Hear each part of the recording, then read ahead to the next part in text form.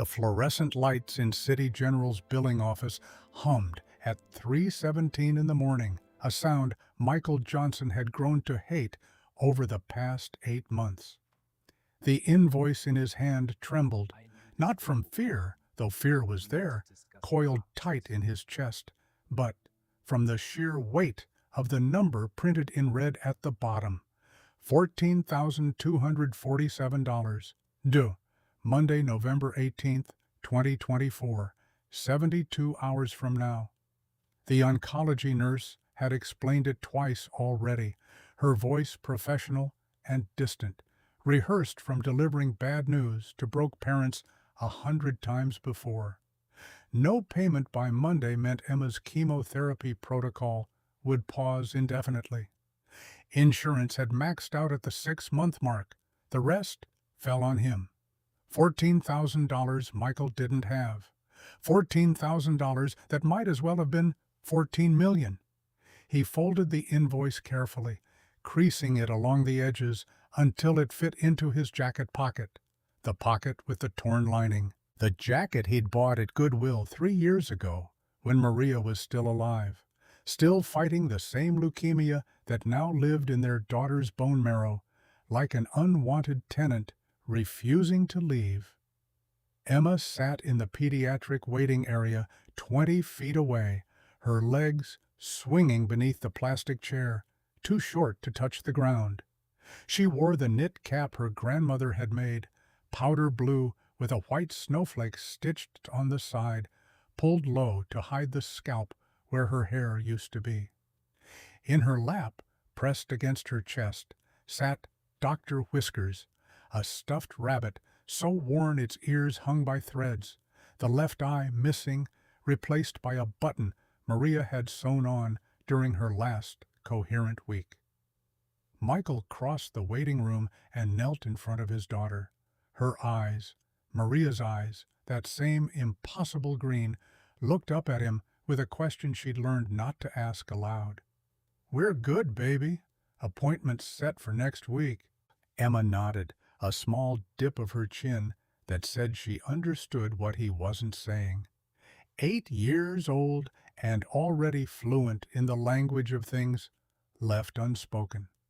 They took the 3:45 a.m. bus home, the Enjuta line nearly empty except for a man asleep across 3 seats and a woman staring at her phone screen with the blank expression of someone who'd forgotten where she was going. Michael sat Emma by the window. She pressed her forehead against the glass, watching the dark San Francisco streets slide past, the streetlights casting orange halos on wet pavement. "Daddy," she whispered, her breath fogging the window. "Grandpa William, what did he do? Like, for work?" Michael's throat tightened. He hadn't talked about his father in months, maybe longer. The memories lived in a drawer he kept shut most days because opening it hurt too much and helped too little. He was a locksmith, fixed locks, made keys, opened safes when people forgot their combinations. Like a superhero? Sort of. He could hear things other people couldn't, put his ear against metal, and know what was happening inside, what the machine was trying to say. Emma turned from the window, her face serious. "Can you do that?" "He taught me some, before he died." "How did he die?" The question landed like a fist. Michael looked at his daughter, at the way her small fingers gripped Dr. Whiskers tighter, and knew she wasn't asking about death itself. She'd been living next to it for 8 months, understood it better than most adults.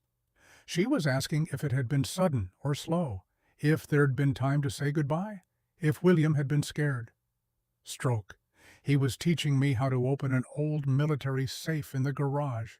1 second he was showing me how to listen for the tumblers, the next he was on the floor. Paramedics said he was gone before he hit the concrete. Emma processed this, her expression unreadable. "Then, did you get to finish opening the safe?" Michael blinked. Of all the questions she could have asked, that one caught him sideways. "Yeah. 2 days after the funeral. Used everything he'd taught me. Took me 4 hours, but I got it open. What was inside? Nothing. It was empty. He'd bought it at a government auction just to practice on. Emma smiled, a small thing that didn't quite reach her eyes. Grandpa sounds cool. He was. They got off at their stop and walked the 3 blocks to the apartment complex, a 60-year-old building with bars on the ground floor windows and a chain-link fence around the perimeter that had gaps big enough for kids to slip through. Home. 1,700 square feet split into 2 bedrooms, kitchen appliances that worked when they felt like it, a living room furnished with a couch Michael had found on Craigslist, and a coffee table Emma had decorated with crayon drawings of rabbits. Michael tucked Emma into bed at 4:30. She fell asleep clutching Dr. Whiskers, her breathing shallow and steady, the rhythm of it the only sound in the apartment that didn't make him want to scream. He walked to the kitchen, opened the refrigerator, half a gallon of milk, some cheese that was probably still okay, eggs, bread in the freezer. They'd make it through the weekend. Maybe. His phone buzzed. Text message from an unknown number. Reminder, Monroe Technologies Innovation Gala, Saturday, November 16th, 6 p.m. All facilities staff required for setup and event support. Overtime pay approved. Michael stared at the message. Overtime meant an extra $100, maybe $150, if they kept him past midnight. A drop in the ocean of 14,000, but a drop was better than drowning. He texted back, confirmed. Saturday arrived gray and cold, the kind of Bay Area November that promised rain, but never delivered. Michael dropped Emma at Mrs. Patterson's apartment downstairs, a grandmother of 5 who watched Emma on weekends for $20 and usually gave 10 of it back, because she said she'd just spend it on lottery tickets anyway, and at least this way it went to that sweet girl with the rabbit. Monroe Technologies occupied floors 30 through 40 of the tallest building in the financial district, a glass tower that reflected the bay like a mirror and probably cost more per square foot than Michael made in a year. He'd worked there 18 months, night shift facilities maintenance, Employee ID number 4829. His job, empty trash cans, mop floors, clean bathrooms, replace light bulbs, keep the place looking like the kind of sterile innovation factory tech billionaires like to photograph for magazine spreads. The gala was on the 35th floor, the executive event space Monroe rented out for company functions and fundraisers.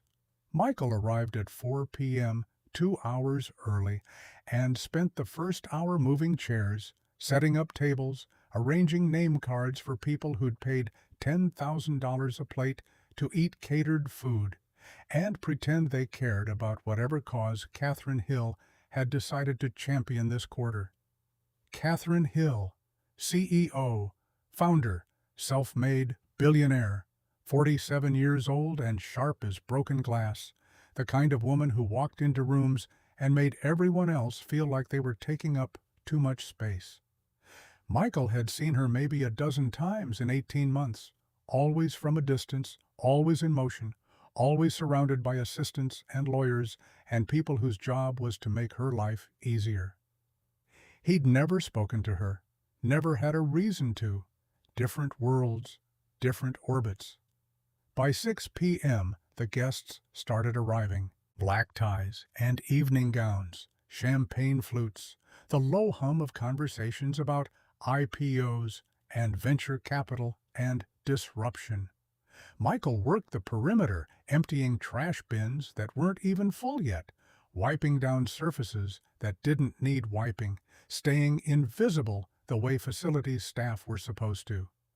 At 6:45, his phone buzzed. Mrs. Patterson. Honey, Emma's sitter for tonight just canceled. Some family emergency. Can you come get her? I'd watch her, but I've got my grandkids coming over and it's going to be chaos. Michael's stomach dropped. He texted back, I'm working until at least midnight. Can you keep her just a few more hours? The reply came fast. I'm so sorry. I can't.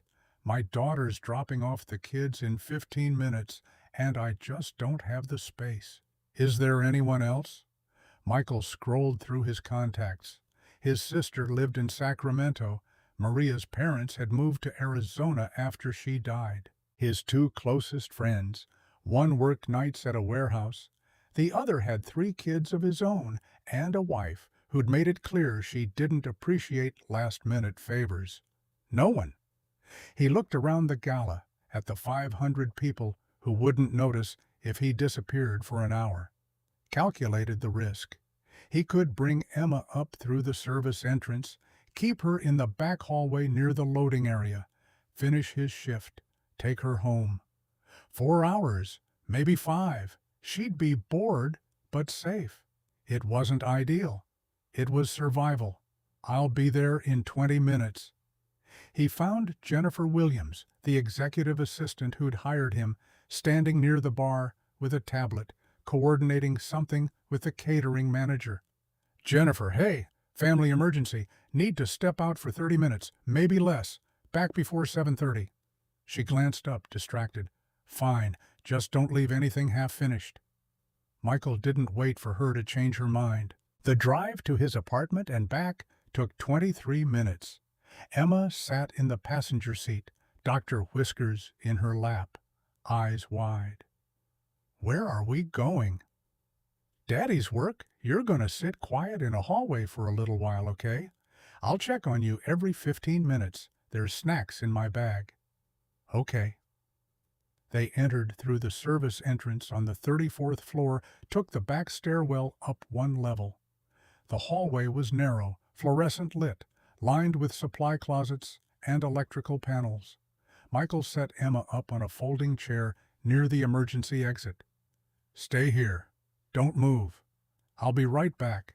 Emma nodded, already pulling a coloring book from his backpack. Michael returned to the gala floor. The event had hit its stride. Speeches starting, Catherine Hill on stage in a crimson dress that probably cost more than his car, talking about innovation and excellence and the future of quantum computing. Michael stayed in this background, collecting empty glasses from high-top tables, resetting napkins. 10 minutes later, he checked on Emma, still coloring. You good? I'm good. 20 minutes after that, he checked again. The chair was empty. Panic hit him like cold water. He scanned the hallway. Nothing. Checked the stairwell. Nothing. Pushed through the service door into the main event space, eyes searching the crowd, looking for a small girl in a powder blue knit cap. He found her 30 seconds later, standing in the center of the ballroom, staring up at a display table covered in robotics prototypes, one hand reaching toward a mechanical arm that had tipped slightly off its base, and directly behind her, walking with a champagne flute in hand, heels clicking on marble, Catherine Hill. Michael moved, not fast enough. Emma turned, bumped the table, sent the champagne glass flying. It hit the floor at exactly 7:02 p.m. Crystal exploding across polished marble, a sound like a gunshot in the sudden silence. Catherine Hill stopped mid-step. The champagne had splashed across her dress, dark stains spreading across crimson silk. 500 conversations died. Michael reached Emma, put his hands on her shoulders. She was already crying, the kind of silent tears that meant she knew she'd done something terrible, but didn't understand what. Catherine's eyes locked onto them, not on Emma, on Michael. On his facilities uniform, the name tag clipped to his chest, M. Johnson, Maintenance. She didn't yell, didn't need to. Her voice carried across the ballroom with the kind of authority that made people lean in to listen. Stop. Michael froze. Catherine walked toward them, her heels making that slow, deliberate sound, each step a countdown. The crowd parted. Someone pulled out a phone. Others followed. Within seconds, a dozen cameras were pointed their direction. You, Catherine said. And now she was close enough that Michael could see the cold calculation in her expression. Employee ID? 4829, ma'am. I apologize. Do you know how much this dress costs? Michael didn't answer, knew anything he said would be wrong. Catherine gestured to the crowd, to the cameras, to the phones recording. I want everyone here to really see this. Look at him. Look at her. A cameraman appeared, professional rig, live stream setup. The event was being broadcast. Michael could see the view, count on the screens mounted around the room, 18,000 watching live. This is Michael Johnson, Catherine continued, her voice amplified through the microphone clipped to her dress. Employee ID 4829. He works the night shift in facilities maintenance. His job is to empty trash cans and mop floors. She paused, let the words settle. And he just walked into a $10,000 per plate charity gala through the service entrance, dragging his daughter along like this is some kind of public park. Michael felt Emma press against his side, trying to make herself smaller.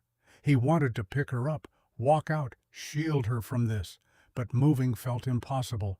His legs wouldn't work. Ma'am, we're leaving. I apologize for the disruption. No. Catherine's smile was sharp, dangerous. Don't apologize. I want people to see who you are, really see it. She turned back to the crowd, to the cameras. Michael Johnson earns $2,400 a month. He's behind on rent by 2 months. He dresses his daughter in thrift store clothes. And right now, standing in this room with people who've built empires, who've changed industries, who've earned their success, he represents exactly the kind of failure I built my company to prove doesn't deserve a seat at the table. The words landed like physical blows. Michael's vision tunneled. He could hear Emma crying now, could feel her shaking against him. But Catherine wasn't finished. You mop floors in a building you'll never be smart enough to own. You bring your kid to work because you can't afford proper childcare. You are, let's be honest, trash. The word echoed. Trash. Emma made a sound, not quite a whimper, not quite a gasp. Something in between that made Michael's jaw clench so hard his teeth ached. The crowd wasn't laughing. Some looked uncomfortable, shifting weight from foot to foot. But most looked fascinated, that same morbid curiosity people have when they slow down to stare at car accidents. Michael looked at Catherine Hill, really looked, saw past the designer dress and the billion-dollar empire to something underneath. Fear, maybe, or anger so old it had calcified into cruelty. She'd built this moment carefully, turned his daughter into a prop for whatever point she was trying to prove about success and failure and who deserved what. We're leaving, he said again, quieter this time. Why? Catherine's voice cut through. Afraid to face the truth? That you've made bad choices? That you're teaching your daughter mediocrity is acceptable? You don't know anything about me. I know you're desperate. I know people like you stay so exactly where they are because you think the world owes you something. But success isn't given, Michael. It's earned. She gestured at him dismissively. And you? You've earned exactly what you have. Nothing. Something inside Michael shifted. Not snapped. That's too clean. This was slower, a grinding collapse like metal fatiguing under pressure held too long. The hospital bill due Monday, the eviction notice taped to his door last week. The way Emma hadn't asked for birthday presents this year because she knew they couldn't afford them. And now this woman, this billionaire, who'd probably never worried about money a single day in her life, was telling him he deserved it, that his daughter deserved to suffer because Michael hadn't earned enough. The words came out before he could stop them. You're right. Catherine blinked. What? You're right. I am desperate. He felt Emma's hand tighten in his. My daughter needs medicine that costs more than I make in 6 months. I work 3 jobs to keep us housed. I buy her clothes from Goodwill because $8 for a pack of notebook paper at Target is $8 I need for food." The ballroom had gone silent again. Even the cameraman had lowered his rig slightly. "I'm desperate," Michael continued, "but I'm not stupid, and I'm not trash." Catherine's smile returned, colder than before. "Then prove it." "How?" She turned, gestured toward the stage at the far end of the ballroom. Michael had heard about Genesis in break-room gossip. Everyone who worked at Monroe Technologies had the vault that couldn't be opened, the quantum-encrypted safe that held $3 billion in patents, and had stumped 50 of the company's best engineers for 3 years. 8 feet of black titanium, glowing blue interface panel that pulsed like something alive. The Genesis Vault. Catherine walked to the stage, her voice carrying through the microphone. "You see that? Quantum encryption. Unhackable. 50 MIT engineers have tried to crack it. All failed." She turned back to Michael. "You open it in 60 minutes. I'll give you $100 million. The crowd gasped. Phones came up. Someone near the back shouted, "Are you serious?" "Completely serious." Catherine's smile widened. $100 million, Michael. Enough to fix everything in your pathetic life. New apartment. Your daughter's medical bills. Hell, buy yourself some dignity. Michael's heart was hammering. The live stream view count had jumped to 127,000. "And when I fail?" "When you fail, and you will fail, you're fired. And I'll personally ensure every tech company in Silicon Valley knows what happened here tonight. You'll never work in this industry again." She checked her watch, diamonds glittering under the ballroom lights. "You'll be unemployable, destitute, probably homeless within a month." "Don't do it, Daddy." Emma's voice, so small it barely registered, but Michael was already doing math. 14,000 due Monday. No job meant no insurance, meant no treatments, meant no... He couldn't think about that. "One condition," he heard himself say. Catherine raised an eyebrow. "You're negotiating?" "My daughter doesn't watch. Someone takes her somewhere else. She doesn't see this." For just a moment, so brief Michael almost missed it, something flickered in Catherine's expression. Surprise, maybe? Respect for the fact that he still had enough self-preservation to protect his kid from watching him fail publicly. Then it was gone. "Jennifer!" Catherine called out. The assistant appeared, efficient and apologetic. "Take the child to the executive lounge. Get her whatever she wants." "Daddy, no!" Emma was crying now, real tears running down her cheeks. "Please don't." Michael knelt, eye level with his daughter. The ballroom disappeared. The crowd disappeared. Just him and Emma and Dr. Whiskers clutched between them. "Remember what Grandpa used to say?" Emma nodded, sniffling. "Locks don't lie. They can't. They're just metal and gears and truth." He wiped her tears with his thumb. "I need you to be brave for me, okay? Like Mama asked." "But what if—" "No what ifs. Just trust me." Jennifer held out her hand. Emma took it, still crying, looking back at Michael as she was led through a side door. The door closed. Michael stood. His legs felt shaky, unsteady. Catherine was grinning now, triumphant. "Someone start the timer." A countdown appeared on the massive screen behind the stage. 60 minutes. "Rules are simple," Catherine announced. "You can use any tools in this building. You can touch the vault. You can try whatever you want, but you touch nothing else. You don't leave this floor, and you don't ask for help." She paused. 60 minutes. Starting now. The timer began. 59:59, 59:58, 59:57. Michael walked toward the stage. Every step felt like walking through water. 500 pairs of eyes followed him, phones recorded from every angle. Someone had started a second live stream. He saw the notification pop up on the wall screen. Billionaire challenges. Janitor to crack impossible vault. Already 245,000 viewers. He climbed the 3 steps to the stage. The Genesis vault dominated the space. Up close, it was even more intimidating.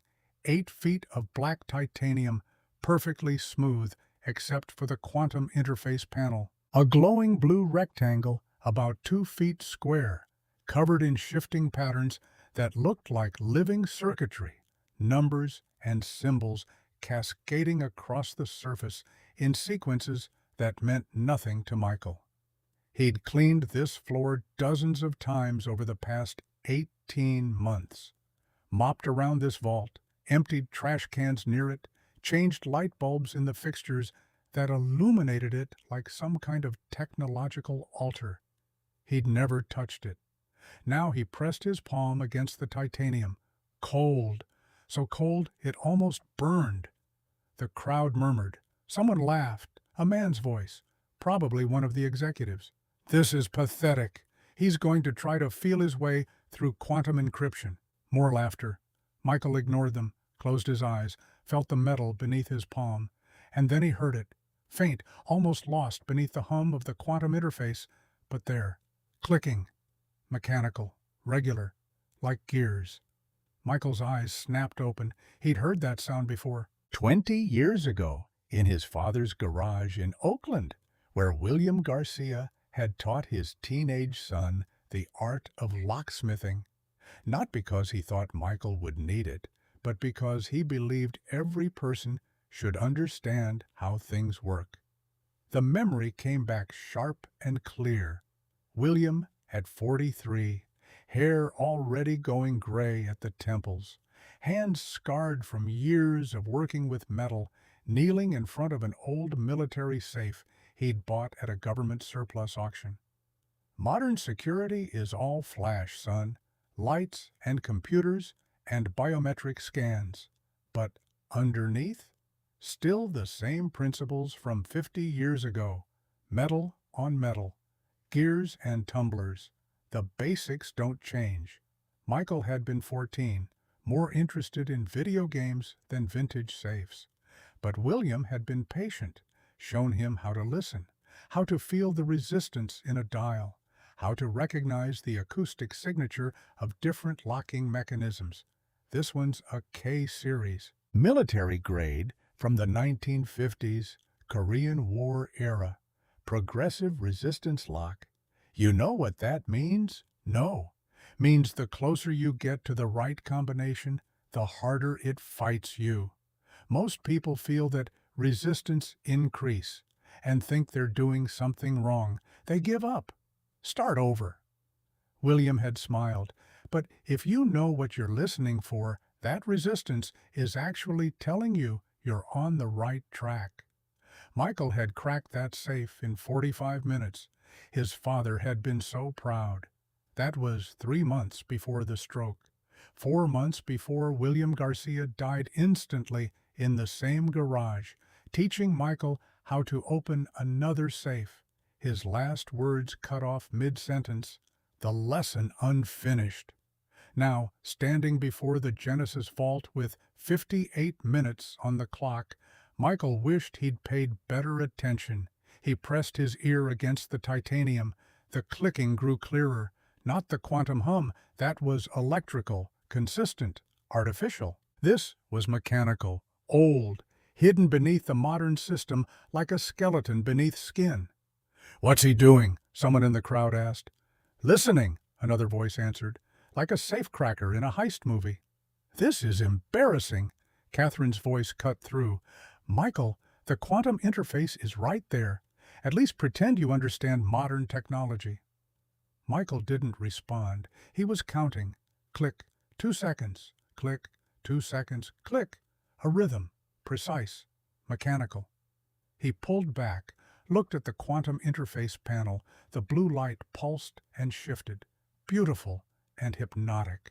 Probably designed to draw attention, to make people focus on it instead of what? Michael knelt at the base of the vault. The floor here was different. He'd noticed it before while mopping, but had never thought about why. Small ventilation slits, maybe 2 inches long, cut into the marble at the vault's foundation. He put his ear to one of the slits. The clicking was louder here, much louder, and beneath it another sound, a low hum. Electric motor. Not modern. This had the specific pitch of old servo mechanisms, the kind they used in the 1940s and 50s before solid-state electronics. Michael sat back on his heels. His heart was pounding. 55 minutes. Catherine's voice, cheerful and mocking. "How's it going down there, Michael? Figure out the quantum algorithms yet?" He ignored her, pulled out his phone. Cracked screen, 3 years old. But it worked. Opened the browser. Searched. Monroe Technologies.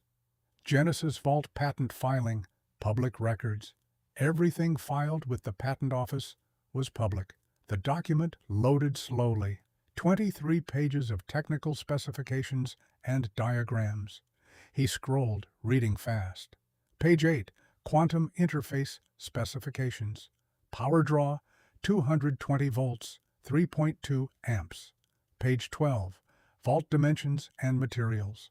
Black titanium composite, 8 feet by 4 feet by 4 feet. Page 19, Security Features. And there, in footnote 7, text so small he had to zoom in. Failsafe mechanism, K9 series, progressive resistance lock, military surplus model, installed per federal requirement for facilities storing classified level intellectual property. Michael read it 3 times. Then he looked up at the quantum interface panel, did quick math in his head. 220 volts at 3.2 amps was about 700 watts of power. Enough to run the glowing display. Enough to power the basic computer system managing the interface. But nowhere near enough to power actual quantum encryption on an 8-foot titanium vault. Real quantum encryption required massive power. Cooling systems, magnetic field generators. You were talking tens of thousands of watts minimum, plus liquid nitrogen cooling. This wasn't quantum encryption, it was theater. The real lock was hidden underneath. Old military technology, a K9 series progressive resistance mechanism that Catherine Hill had probably pulled from a government surplus auction and installed as a failsafe. Or maybe not a failsafe. Maybe the primary system all along, dressed up with fancy lights to look like something it wasn't. Michael stood. His legs felt shaky. 53 minutes, Catherine called out. "Need a hint, Michael, or ready to admit you're out of your depth?" He walked to the edge of the stage, looked out at the crowd. 500 faces, some amused, some pitying, some already recording what they assumed would be his failure. And in the front row, he saw her. An older woman, maybe 70, silver hair pulled back in a bun. She wasn't smiling, wasn't recording, just watching. And something about her expression made Michael stop. She looked familiar, like someone he'd seen in a photograph once but couldn't place. Then she nodded, just once, so slight that if Michael hadn't been looking directly at her, he would have missed it, and mouthed 2 words, "Trust yourself." The countdown ticked. 52:47, 52:46, 52:45. Michael turned back to the vault. 52 minutes to crack a lock that 50 engineers couldn't solve in 3 years. 52 minutes to save his daughter's life. 52 minutes to prove that trash could think. He knelt at the base of the vault, found the ventilation slit, pressed his ear against it, and started listening for the truth that everyone else had been too distracted to hear. The clicking pattern repeated every 2.3 seconds.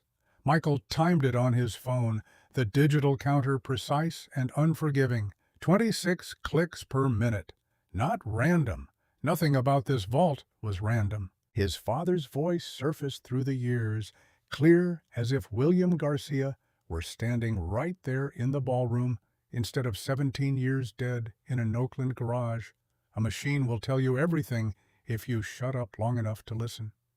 Michael had been 16 when his father said that. They'd been working on a safe from a demolished bank building, something William had bought for $200 just to understand its internals. Michael had been frustrated, ready to give up, his teenage brain convinced that if he couldn't solve it in 10 minutes, it wasn't worth solving. "I can't hear anything, Dad. It's just noise." William had smiled, that patient expression he wore when teaching, the one that said he'd expected this exact complaint. "That's because you're listening for what you want to hear. Listen for what's actually there." Now Michael closed his eyes, blocking out everything, the murmur of the crowd, Catherine's heels clicking as she paced near the stage edge, the hum of the air conditioning, the countdown timer ticking away his daughter's future, just the vault, just the sound, click, hum, click, hum. The hum was constant, electric motor running continuously, but the click varied slightly in pitch, high click, low click, high click, pattern emerging, rhythm with purpose. Michael opened his eyes. "I need tools." Catherine stopped pacing. "What?" "You said I could use anything in the building. I need tools." She laughed, the sound sharp and performative. "What kind of tools is a janitor going to need? A mop?" Someone in the crowd snickered. Michael stood, faced her directly. "Stethoscope, screwdriver set, frequency analyzer, if you have one in the engineering labs." The laughter died. Catherine's smile faltered for just a moment, confusion crossing her face, like she'd expected him to fumble around with the quantum interface, maybe try some random passwords, fail spectacularly, and give her a great story for her next TED Talk about the difference between people who succeed and people who make excuses. She hadn't expected him to ask for a stethoscope. "Jennifer," Catherine called out. The assistant appeared from the side door. "Engineering lab, level 32. Get him what he asked for." "But now," Jennifer nodded, disappeared. Catherine turned back to Michael, her voice amplified across the ballroom. "Though I have to say, this is fascinating. A janitor asking for a stethoscope, like something from a 1950s heist film. Next you'll be asking for a glass cutter and a bag of diamonds." More nervous laughter from the crowd, but it was different now. Uncertain, like watching someone walk a tightrope and not knowing which way they'd fall. The woman in the front row, the one with silver hair who'd told Michael to trust himself, wasn't laughing. She was leaning forward slightly, watching him with an intensity that made the hair on the back of his neck stand up.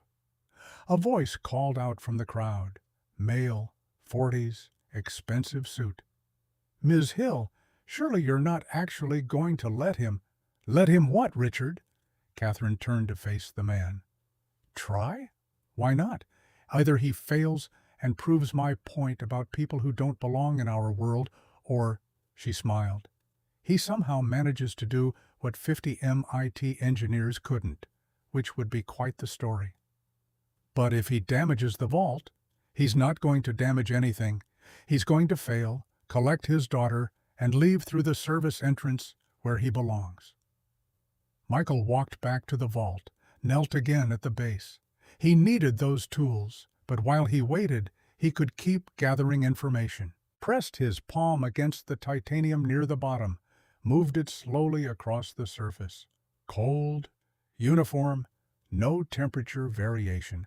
That ruled out any thermal-based systems. He tapped gently with his knuckles.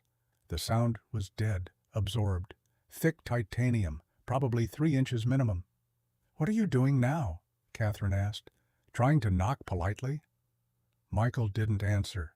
He was focused on the quantum interface panel now, specifically where it connected to the vault body. The seam was perfect, machined to microscopic tolerances, but when he looked closer, really examined it, he could see 4 small Phillips head screws at the corners. Phillips head, the simplest, most common screw type in the world, for a $3 billion quantum encryption system. That didn't make sense. Real quantum systems were sealed units, tamper-proof. You couldn't just unscrew the interface panel like you were changing batteries in a TV remote, unless it wasn't really quantum at all. Jennifer returned slightly out of breath, handed Michael a canvas tool bag. Everything you asked for, plus some extras from the lab. Michael unzipped the bag, medical stethoscope, probably from the company health office, professional screwdriver set with 20 different bits, and, at the bottom, wrapped in bubble wrap, a handheld frequency analyzer that looked expensive enough to make Michael nervous about touching it. 48 minutes remaining. He pulled out the stethoscope first. Newer than his father's had been, but the principle was the same. Rubber tubing, metal chest piece, earpieces that fit snugly. Michael fitted them in, pressed the chest piece against the vault just above the ventilation slit. The sound exploded in his ears. Not loud, amplified, clear. Click hum became distinct. The clicking was metal on metal, steel gear teeth engaging. The hum was electromagnetic, 60-cycle AC power running through an old motor. And beneath both sounds, something else. A subtle grinding, the kind of sound metal makes when it's under tension. Progressive resistance. Michael's heart rate kicked up. He was right. This was a K9 system. Had to be. He moved the stethoscope slowly across the vault surface, mapping the sounds. The grinding was loudest near the center, about 4 feet up from the base. That would be where the main locking mechanism lived. The clicking came from lower, maybe 2 feet up. The tumbler assembly. Catherine's voice cut through his concentration. Well, hear anything interesting? The secrets of the universe? Or just your own failure echoing back? Michael pulled the stethoscope out, let it hang around his neck, picked up the frequency analyzer, turned it on. The device was sophisticated, color touchscreen, real-time waveform display. This was serious equipment, probably cost $15,000. The kind of thing engineers used to debug electromagnetic interference in sensitive systems. He held it near the quantum interface panel, watched the readout. Blue light on the screen, steady at 60 Hertz. Standard AC power frequency. But there was something else. A spike at 2.4 gigahertz. That was Wi-Fi. The quantum interface panel was running on Wi-Fi, broadcasting constantly at 2.4 gigahertz. Real quantum encryption didn't use Wi-Fi. Couldn't use Wi-Fi. Quantum states collapsed when observed, and Wi-Fi signals were observation. Any actual quantum cryptography system would be completely isolated, air-gapped, probably shielded in a Faraday cage. This was a display. A very expensive, very convincing display that looked like quantum encryption, but was really just a computer screen showing pretty patterns. 45 minutes. Catherine announced, "Getting worried yet, Michael?"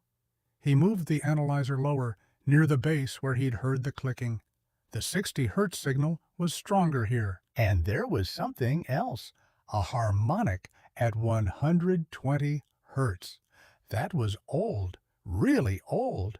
The kind of electromagnetic signature you got from pre-1970s motors that didn't have modern shielding. Michael stood, looked at Catherine. "Can I ask you a question?" She raised an eyebrow. "A question? You're running out of time and you want to chat? When did you install this vault? 3 years ago. Why? And the quantum encryption system? Same time, top of the line, cutting edge." She smiled. "Why? Trying to find an excuse for when you fail?" Michael looked at the vault, at the glowing blue interface that was really just a sophisticated computer monitor, at the Phillips head screws holding it in place, at the ventilation slits in the marble, clearly added after the floor was installed, probably to keep the old motor from overheating. "It's not quantum encryption." The crowd went silent. Catherine's smile froze. Excuse me? It's not quantum encryption. The power draw is too low. The interface is broadcasting on Wi-Fi, and there's a 50-year-old motor running inside the vault body that has nothing to do with modern security systems. That's absurd. Catherine's voice had changed, a tightness creeping in. You don't know what you're talking about. The patent filing says it's quantum encryption. Page 8, very detailed specifications. Michael pulled out his phone, showed her the screen. But page 19, footnote 7, mentions a K9 series fail-safe mechanism, military surplus. Catherine's face went pale, just for a second. Then the color came back, too much of it, flushed and angry. So what? She snapped. It has a backup system. That's good engineering. Except the backup system is drawing all the power. The quantum interface is drawing 700 watts. That motor inside is drawing at least 2,000 watts continuously. I can measure it with this analyzer. You're making things up. Michael held up the frequency analyzer, showed her the readout. This is the electromagnetic signature. The motor is pre-1970s military hardware, probably Korean War era. The quantum interface is just for show. The crowd was murmuring now, loud enough that individual voices started cutting through. Is that true? Did she just con us with fake quantum encryption? I paid $10,000 to see a 50-year-old safe. Catherine grabbed the microphone from her collar, held it close. Ladies and gentlemen, what we're witnessing here is a desperate man making desperate claims. Michael Johnson is not an engineer. He's a janitor. He has no credentials, no expertise, and no idea what he's talking about. Then let me try to open it, Michael said quietly. That's what you're doing. You have, she checked her watch, 42 minutes left. I mean the real lock, the K9 mechanism, not the fake quantum display. Catherine's eyes narrowed. There is no fake quantum display. Then unscrew the interface panel. 4 Phillips head screws in the corners. If it's real quantum encryption, the system will be integrated into the vault body. If it's just a display, it'll come right off. For a long moment, Catherine didn't move. The ballroom was completely silent except for the countdown timer. 41:56, 41:55, and 41:54. Then the woman in the front row stood up. She was tall, elegant, despite her age, silver hair swept back, sharp eyes that missed nothing. She climbed the stage steps slowly but steadily, walked right past Catherine, and stopped in front of Michael. You're William Garcia's son. Michael stared at her. How did you? I'm Margaret Wilson.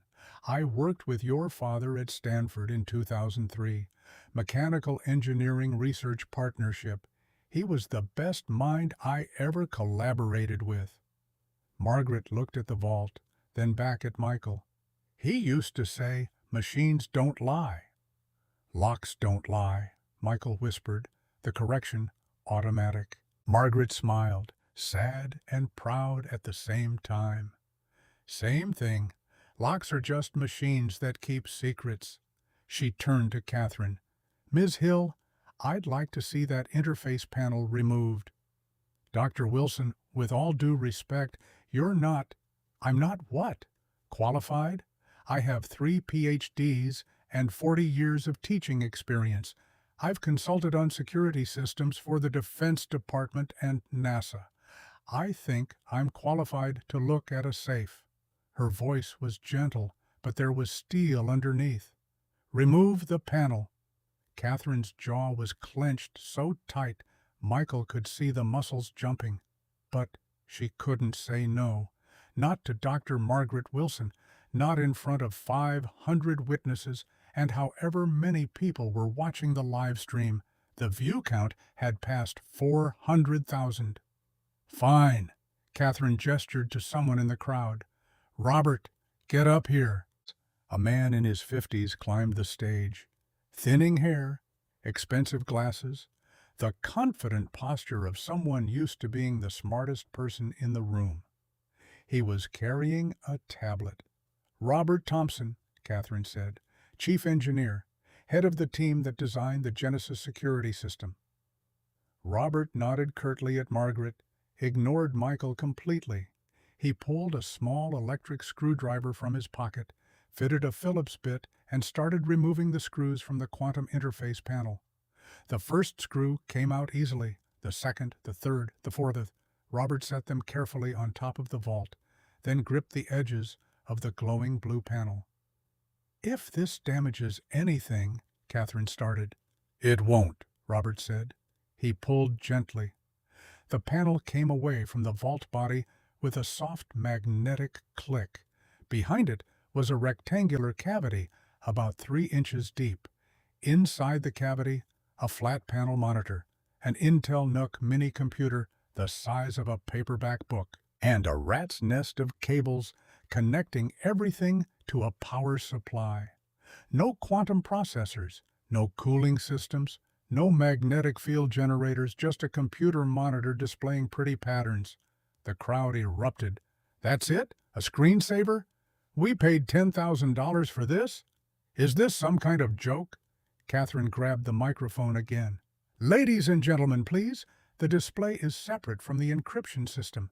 The actual security is—" "There is no actual security," Margaret said quietly, but her voice carried. She picked up the frequency analyzer Michael had set down, held it near the cavity. "This is reading exactly what Mr. Johnson said. Standard consumer electronics. The only real system in this vault is mechanical." She looked at Robert Thompson. "You know that. You installed it." Robert's face had gone carefully blank. "The quantum encryption is integrated into the locking mechanism itself. This is just the user interface." "Then show us the locking mechanism," Margaret said. Robert didn't move. "Show us," Margaret repeated, "or I'll call the SEC Monday morning and report securities fraud. Because if this vault is securing patents worth $3 billion for your upcoming IPO, and it's using 50-year-old mechanical locks instead of the quantum encryption you've been claiming to investors, that's material misrepresentation." "You're bluffing," Catherine said, but her voice wavered. "Try me." Margaret pulled out her phone. "I have the SEC investigator's direct number. We served on a panel together last year. Lovely woman, very interested in technical fraud cases." The countdown timer read 38:14. Catherine looked at Robert. Something passed between them, an entire conversation in a glance. Fear, resignation, the knowledge that the game was over. Then Robert reached into his pocket, pulled out a small Allen key, and knelt at the base of the vault. There were 4 small hexagonal bolts at the corners of what Michael had thought was solid marble. Robert fit the Allen key into the first bolt, turned. It came loose. Then the second, third, fourth. He lifted, and the marble panel came away. Underneath was metal, steel painted black, and in the center a brass dial about 4 inches in diameter, marked with numbers from 0 to 99. A combination lock, old school, mechanical. Exactly what Michael's father had taught him to crack 20 years ago. 42 minutes, Michael said. "That's plenty of time." He knelt in front of the dial, fitted the stethoscope back in his ears. Catherine Hill stood frozen on the stage, watching her $3 billion empire start to crack open.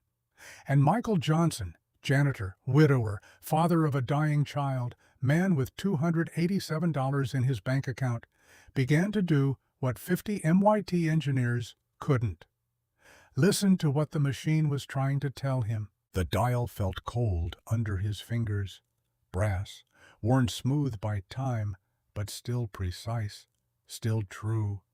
He placed the stethoscope's chest piece just above the dial and closed his eyes. The sound came through clear and sharp. Click, tick, hum. the mechanical heart of the vault beating out its secrets in a language most people had forgotten how to speak. 37 minutes. Someone in the crowd called out the time like it was a sporting event.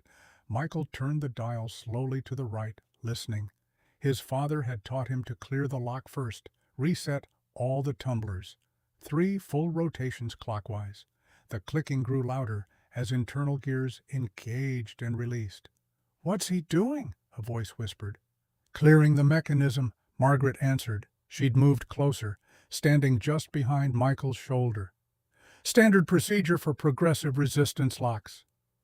Progressive resistance? That was a different voice, younger, curious. "It means the lock fights you. The closer you get to the correct combination, the harder the dial becomes to turn. It's designed to make people give up." Michael completed the 3rd rotation and felt the dial click into neutral position. Now came the hard part. K9 series locks used 5 number combinations. His father had cracked dozens of them back when William was still working, still teaching, still alive. The military loved these things. Korean War bunkers, weapons depots, classified document storage. They're slow to open even if you know the combination, but they're nearly impossible to crack if you don't. Nearly impossible, not completely impossible. Michael began turning the dial counterclockwise. Slow, steady, listening for the first tumbler. At number 47, he felt it. Not a sound, a vibration, subtle. The stethoscope picked it up as a slight change in pitch. The click became a tick. First number, 47. Did he find something? Catherine's voice, trying to sound dismissive, but failing. Michael ignored her, turned the dial clockwise now, listening for the second tumbler. The resistance increased. Not much, maybe 5% more force required to turn the dial. Progressive resistance starting to build. At number 12, the pitch changed again. Tick, click. Second number, 12 to 34 minutes. Michael's hands were sweating. He wiped them on his uniform pants, gripped the dial again. The metal was warming up from his touch, from the friction of turning. Counterclockwise. 3rd tumbler. The resistance jumped. It took real force to turn the dial now. His fingers slipped twice before he found the right grip. At number 71, the vibration shifted, almost imperceptible, but there. 3rd number, 71. "He's actually doing it," a voice whispered, male, shocked. "Quiet," Margaret said. "Let him concentrate." Clockwise now. 4th tumbler. The resistance spiked. Michael had to use both hands, one on top of the other, pressing down while turning.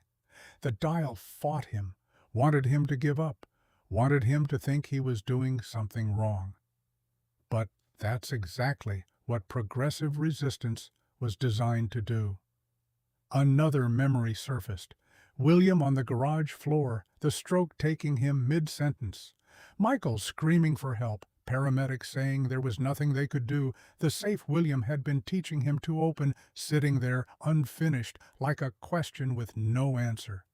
Michael had gone back 2 days after the funeral, alone, angry, determined to finish what his father had started. It had taken him 4 hours.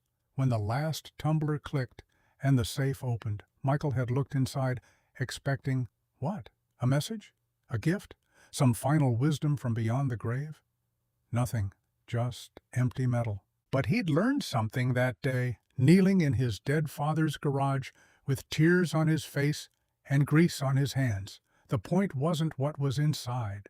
The point was that he could open it, that William had given him something no one could take away. Knowledge, skill, the ability to solve problems other people found impossible. At number 34, the pitch changed. 4th number, 34, 31 minutes. Catherine's voice. Not a helpful announcement, more like a threat. Michael turned the dial counterclockwise for the 5th and final tumbler. The resistance was enormous now. The dial barely moved. He had to throw his whole body weight into it, pushing down and turning simultaneously. The brass started to warm under his palms, friction generating heat, metal on metal. His hands were cramping. At number 88, the dial stopped moving completely. Michael pulled back, shook out his hands. His fingers were white from gripping so hard. "Problem?" Catherine asked. There was hope in her voice, cruel hope that he was about to fail. Michael didn't answer. He fitted the stethoscope back in his ears, pressed the chest piece against the vault body above the dial. The clicking had changed, faster now, more urgent, and beneath it, that grinding sound, metal under tension. The tumblers were aligned, almost. The fifth one was close, but not quite there. He gripped the dial again, pushed down with everything he had, turned, nothing, pushed harder, turned. The dial moved half a millimeter, then a full millimeter. "He's stuck," someone said. "He can't do it." "Told you this was a waste of time." Michael's arms were shaking, his shoulders burned, but he kept pushing, kept turning. The dial crept forward. 88.5, 89. And then, at exactly 89.7, he felt it. The vibration shifted, the grinding stopped, the clicking accelerated to rapid-fire staccato. Fifth number, 90. Michael pulled his hands back, flexed his fingers. They were cramping so badly he could barely straighten them. 28 minutes. Catherine's voice had lost its confident edge. "Now what?" Robert Thompson spoke up, his engineer's brain unable to stay quiet. "You have 5 numbers. That doesn't open anything." Michael looked at Margaret. K9 locks have a release sequence. After you enter the combination, you have to turn the dial to 0, then turn the handle. "What handle?" Robert gestured at the vault. "There is no handle." Michael stood. His knees popped. He walked around the vault slowly, running his hands along the titanium surface. The crowd had gone completely silent. Even the murmuring had stopped. On the left side of the vault, about chest height, Michael felt it. A slight depression in the metal, circular, about 2 inches in diameter. He pressed it. Nothing happened. Pressed harder.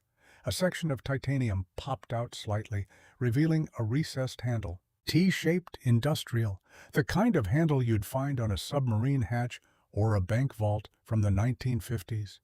"I'll be damned," Margaret said softly. Michael gripped the handle. It didn't move. The combination had to be entered first. The handle wouldn't turn until the tumblers were aligned and the dial was at 0. He went back to the dial, turned counterclockwise to 0, slowly, carefully. At 0, he heard it, a deep thunk inside the vault. Heavy bolts sliding back. He went back to the handle, pulled. It resisted, not locked, just heavy. He pulled harder, throwing his weight into it. The handle turned. 90 degrees, 180, 270, and then, with a sound like a bank vault from an old movie, the Genesis vault door swung open. The crowd erupted, shouting, applause. Phones held high, recording everything. Michael stepped back. His legs felt weak. His hands were shaking so badly he had to clasp them together. 26 minutes left, someone shouted. He did it, with time to spare. Catherine Hill stood frozen, her face white. Not pale, white, like all the blood had drained out. "That's impossible," she whispered. The microphone picked it up, broadcasted it across the ballroom. "It's not impossible," Margaret said. "It's just forgotten knowledge. The kind of knowledge your engineers never learned because they were too busy chasing quantum computing and machine learning to understand basic mechanical systems." She walked to the open vault, peered inside.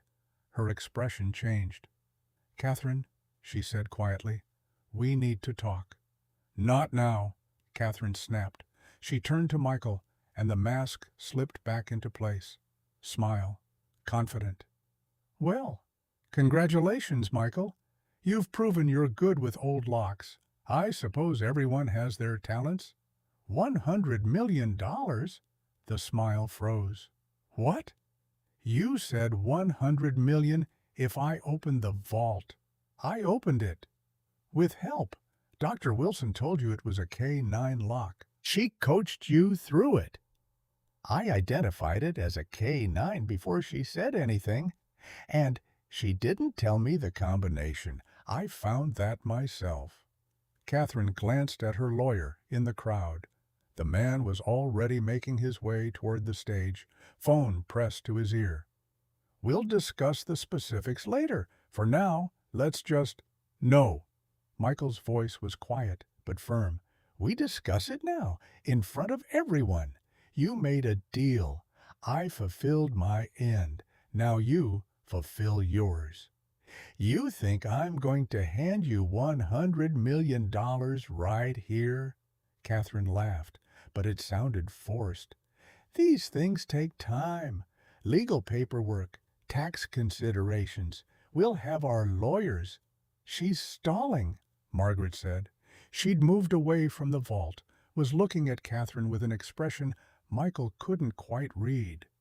She's stalling because she doesn't want anyone to see what's inside that vault. That's confidential company property, Catherine said sharply. It's evidence, Dillis, Margaret replied, of securities fraud, patent theft, and possibly criminal conspiracy. The ballroom went dead silent. Catherine's lawyer reached the stage. He leaned close, whispered urgently in her ear. She shook her head. He whispered more insistently. Michael looked at Margaret. What's in there? See for yourself. Michael approached the open vault. The interior was dark, lit only by reflected light from the ballroom. He pulled out his phone, turned on the flashlight. Inside the vault were three things. First, a server rack. 3 shelves of hard drives, all connected to a power supply. Standard data storage. Nothing special. Second, a stack of folders, maybe 20 of them, each marked with dates and project codes. Patent applications, maybe. Technical specifications. And third, a metal box. Small, about the size of a shoebox. It sat on the bottom shelf, separate from everything else. There was a label on top, handwritten in black marker. Project Genesis, Original Files 2016. Don't touch that, Catherine said sharply. Michael looked at her. Why not? It's proprietary, confidential, not part of the assets listed for the IPO audit.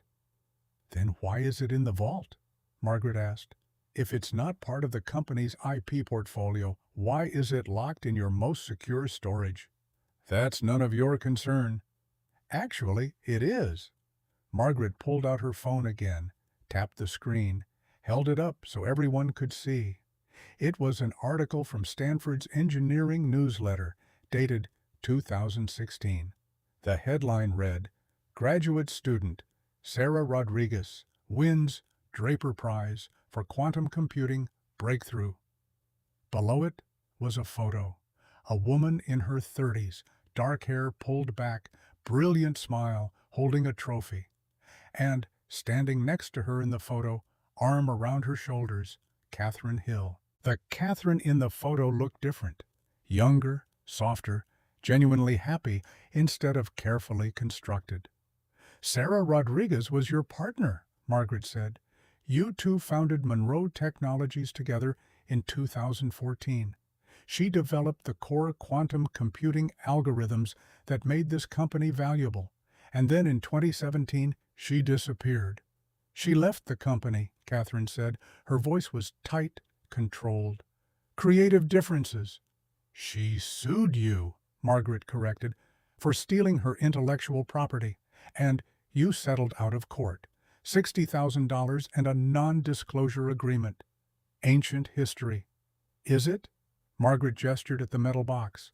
Because that box is labeled with a date from before the lawsuit, before Sarah left.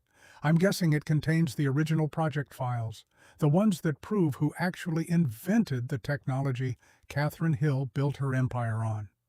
The lawyer grabbed Catherine's arm, whispered frantically. She jerked away from him. This is ridiculous. You're making wild accusations based on evidence, Margaret interrupted.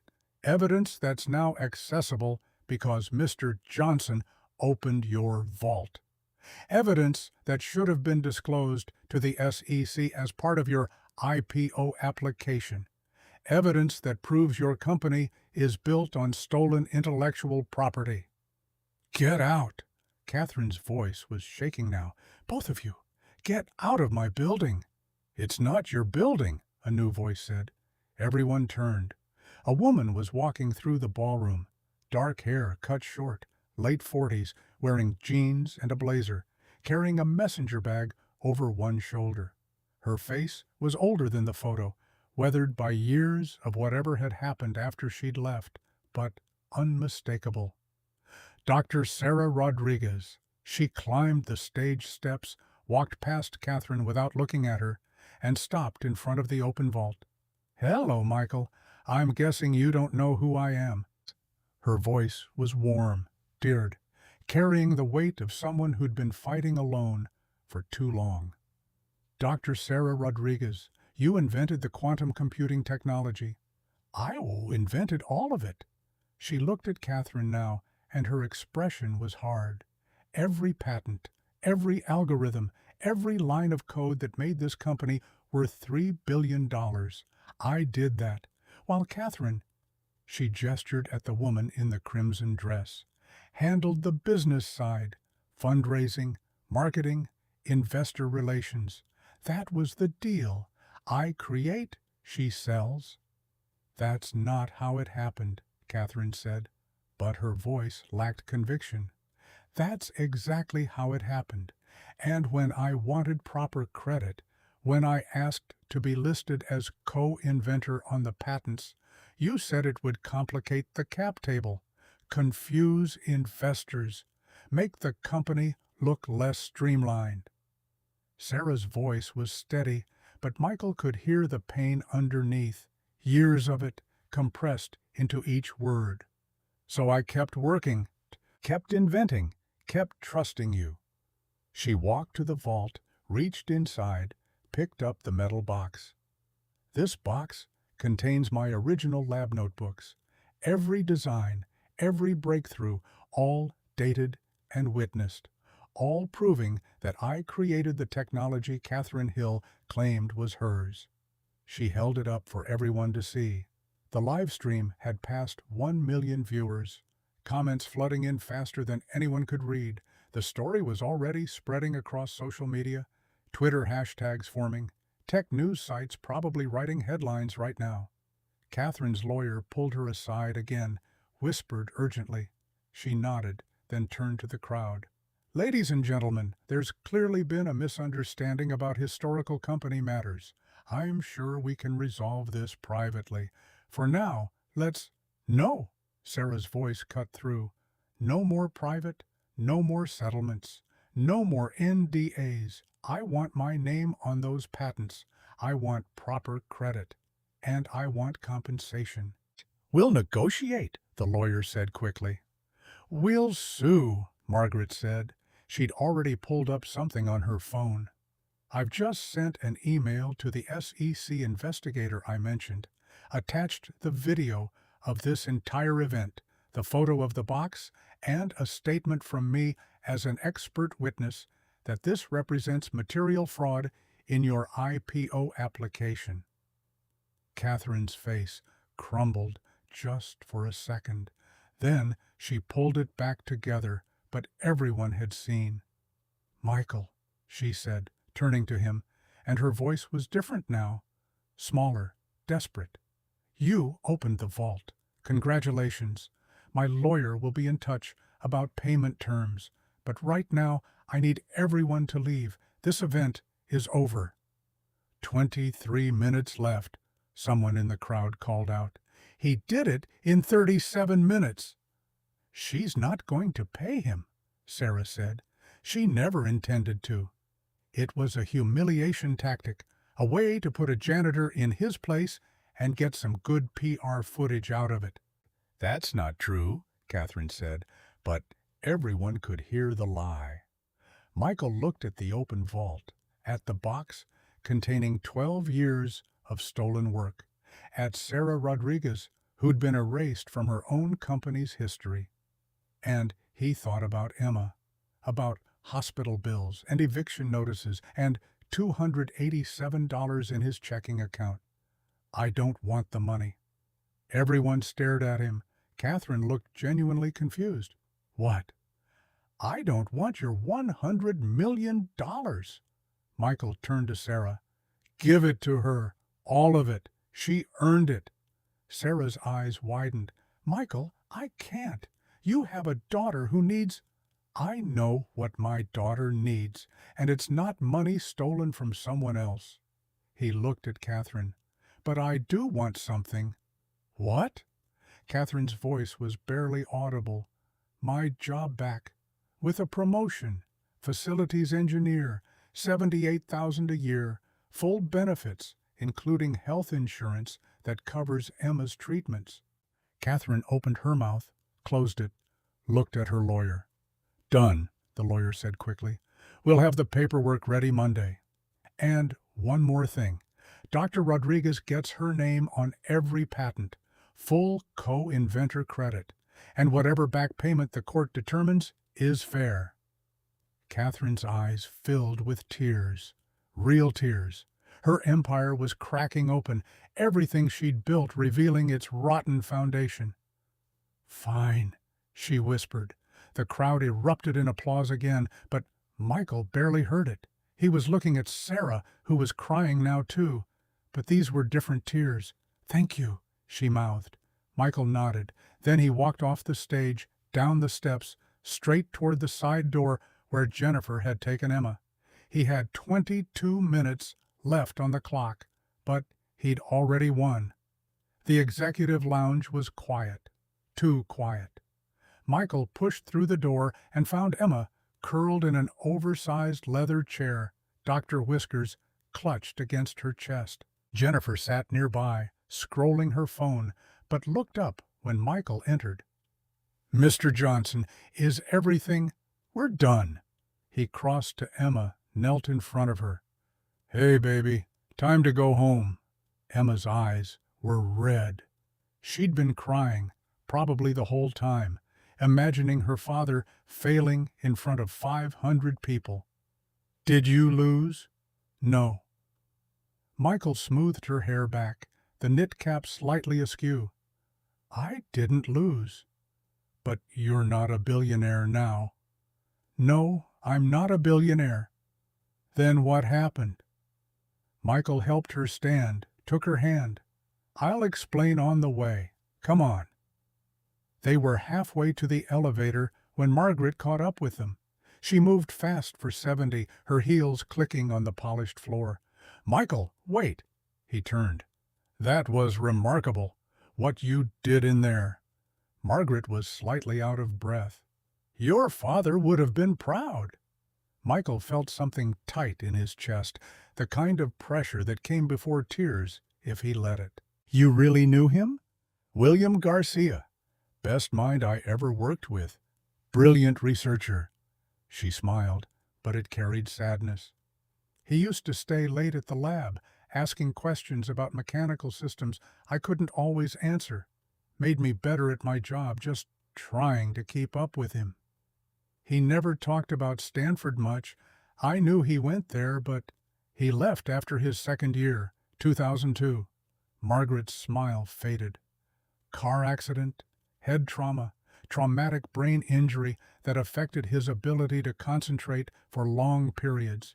The doctor said he could recover, might take a year or two. But William, he was too proud, dropped out, refused to come back even when I tried to help him re-enroll. Michael remembered his father's headaches, the way William would sometimes stop mid-sentence, lose his train of thought completely, stand there confused until the moment passed, the frustration that would cross his face when his brain wouldn't cooperate with what he was trying to say. He never stopped being brilliant, though, Margaret continued. I kept in touch. He'd send me papers, theories about progressive resistance mechanisms and acoustic signatures. Academic-level work should have been published. Why wasn't it? Because by then he was a locksmith in Oakland, and the academic world doesn't take locksmiths seriously, no matter how smart they are. She looked at Emma, then back at Michael. But he taught you, passed on everything he knew. Some of it. Enough. Enough to do what 50 MIT graduates couldn't. Margaret pulled a business card from her purse, handed it to Michael. That's my personal number. Call me next week. I'd like to talk about your future. My future? You just demonstrated expertise in mechanical systems, acoustic analysis, and historical security technology that most engineers don't possess. That's valuable. More valuable than mopping floors. She glanced at Jennifer, who was standing awkwardly nearby. No offense. None taken, Jennifer said quietly. Michael looked at the card. Dr. Margaret Wilson, Professor Emeritus, Stanford University. Below that, a phone number and email address. I don't have a degree. Neither did your father by the end. Didn't make him less brilliant. Margaret squeezed his shoulder gently. Just call me. We'll talk. She walked back toward the ballroom, leaving Michael holding the card like it might disappear if he looked away. Daddy, Emma's voice was small. Can we go now? Yeah, baby, we can go. They took the service elevator down. Michael didn't want to walk through the ballroom again, didn't want to face the cameras and questions and people who'd watched him be humiliated and then vindicated all in the span of 90 minutes. The elevator doors opened on the ground floor. The lobby was empty except for a security guard who nodded at Michael without really seeing him. Just another facilities worker leaving after hours. Outside, the San Francisco night was cold and damp, the kind of weather that promised fog rolling in from the bay. Michael's car was in the employee lot 3 blocks away. That 2005 Honda Civic with the dent in the passenger door and the check engine light that had been on for 8 months. He opened the back door, helped Emma climb in, buckled her seatbelt. Daddy, she said as he was closing the door. Yeah? Grandpa would be proud. Michael felt tears sting his eyes. He nodded, couldn't trust his voice, closed the door gently.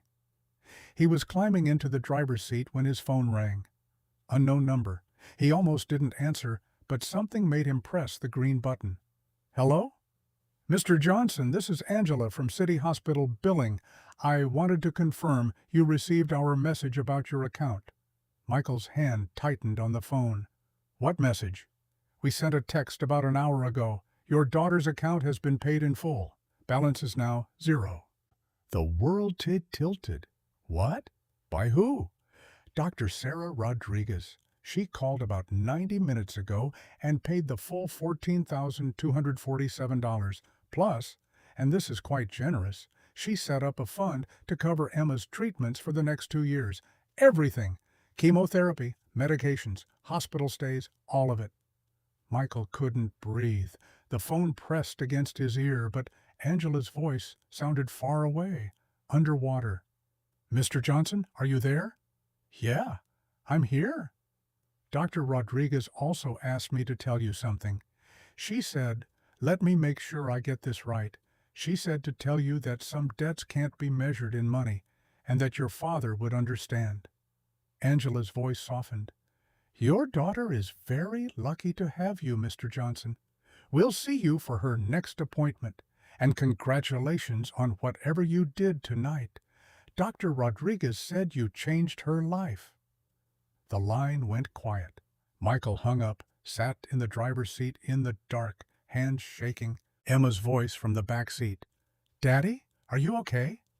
He nodded, didn't trust himself to speak. Started the car. The check engine light glowed cheerfully. The radio was stuck on a station that played nothing but commercials.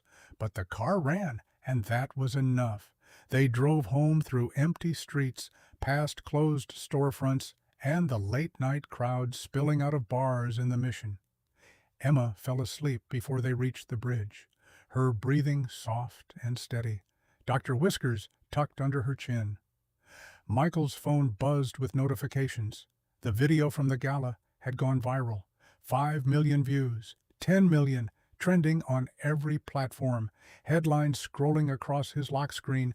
Janitor cracks impossible vault, exposes billion-dollar fraud. Tech billionaire humiliates worker. Worker destroys her empire.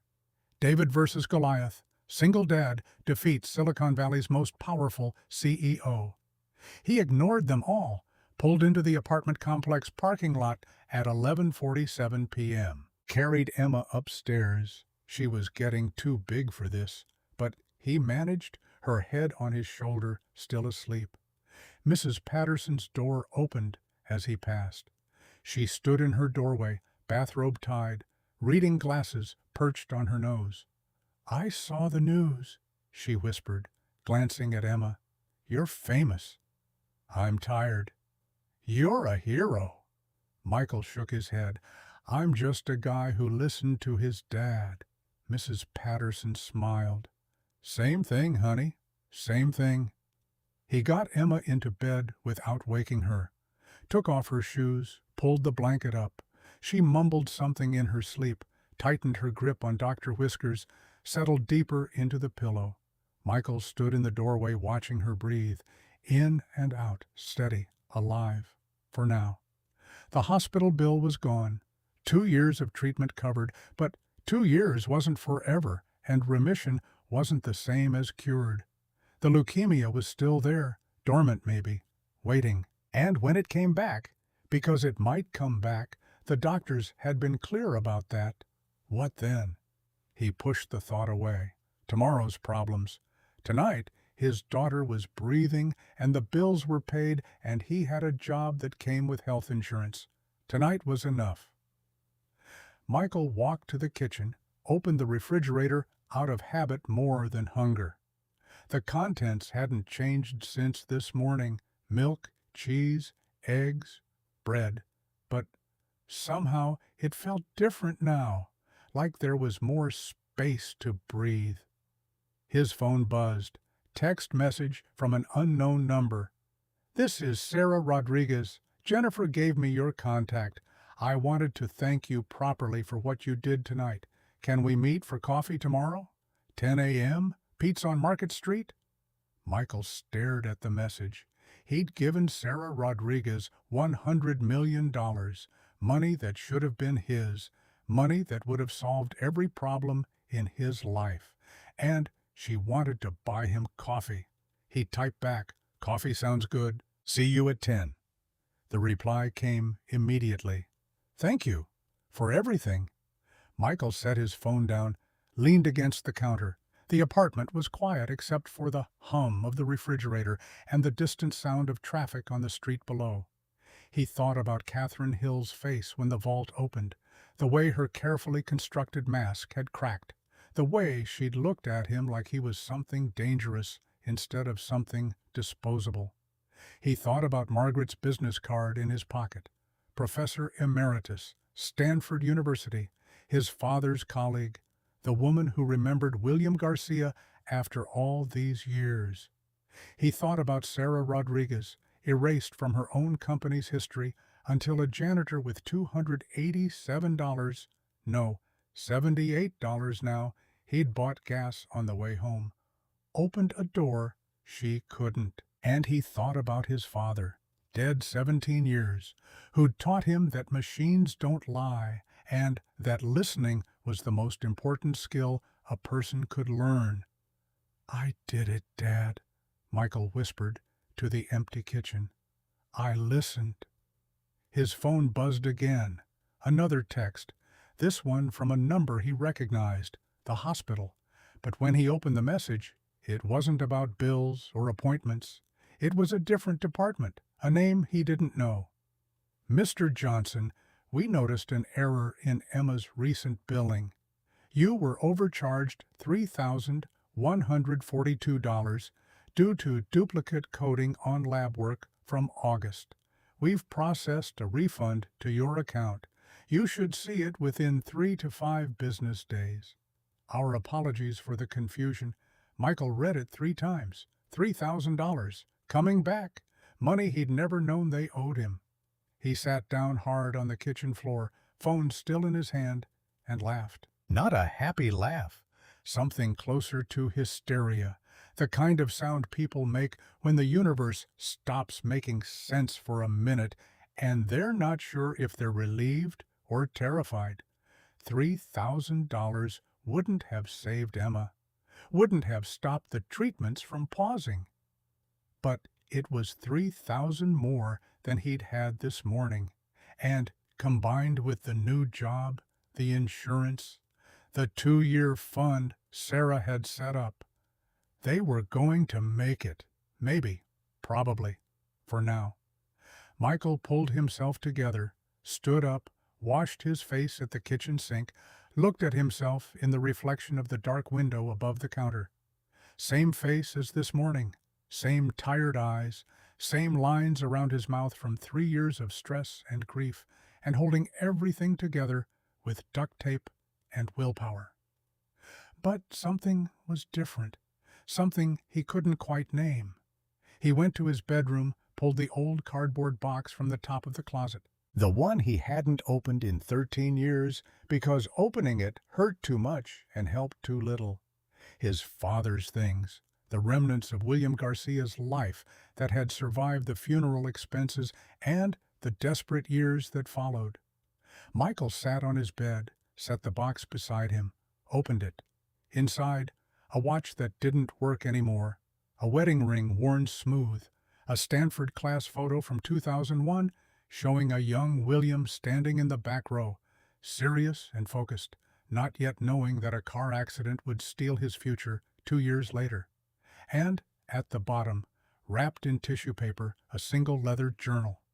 Michael had forgotten about the journal. He pulled it out carefully, unwrapped it. The cover was worn, the pages yellowed. His father's handwriting inside, precise and careful when the headaches weren't bad, messier when they were. Dates going back to 2004, notes on different locking mechanisms, sketches of gears and tumblers, mathematical equations Michael only half understood. On the first page, his father had written something that made Michael's throat tighten. For Michael, when you're ready. The machines don't lie. Neither should you, Dad. Michael turned the pages slowly. Years of accumulated knowledge, years of his father's life distilled into observations about how things worked, how metal behaved, how truth could be found in the clicking of gears. Near the end of the journal, a page dated October 15th, 2006, the year before William died, taught Michael about the K9 lock today. He's 16, thinks he knows everything, but he listened, really listened. He has the gift, the ability to hear what machines are saying. I hope he never needs it the way I did. I hope he gets to finish school, gets the life I couldn't have. But if he doesn't, if life takes him somewhere else, I hope he remembers. Listening is the only skill that matters. Machines don't lie. People do. Listen to both. The entry ended there. No signature, just a date, and his father's hope for a future that had turned out different than either of them imagined. Michael closed the journal, pressed it against his chest. "I heard you, Dad," he whispered. "I heard you."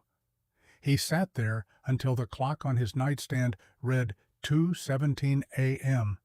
Then he put the journal back in the box back in the closet, and tried to sleep. The coffee shop was crowded Saturday morning. Michael arrived at 9:50, found a corner table where he could watch the door. He'd dressed in the only civilian clothes he owned that didn't have holes, khakis and a button-down shirt his wife had bought him 6 years ago. It still fit. Barely. Sarah Rodriguez walked in at exactly 10. She wore jeans and a Stanford hoodie, her hair pulled back in a ponytail. Without the messenger bag from last night, she looked younger, less burdened, like someone who'd finally put down a weight she'd been carrying too long. She spotted Michael, smiled, walked over. "Thank you for coming." She sat down across from him. "I should be thanking you. The hospital called last night." "I hope that was okay." I didn't want to overstep, but Jennifer mentioned Emma's situation, and I just thought, it's more than okay. It's, Michael's voice caught. I don't know how to thank you. You gave me my life back. Let me do the same for you. A barista called out a name. Someone laughed at a nearby table. The morning light came through the window at an angle that made Sarah's eyes look lighter than they were. I didn't do it for you, Michael said quietly. I did it for Emma, for the money. But you didn't take the money, because it wasn't mine.